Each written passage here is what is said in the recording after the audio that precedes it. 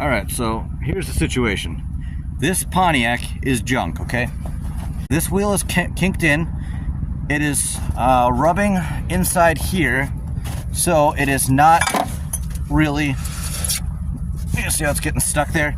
It's not really safe to roll that way without rubbing through the tire. So I'm going to try to pull it out just a little bit.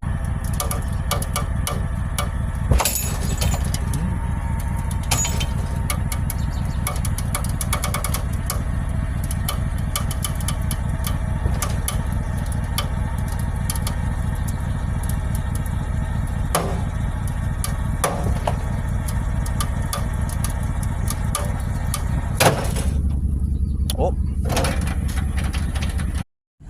Well, my pry bar now has a funny shape to it. But mission accomplished. It's now a roller.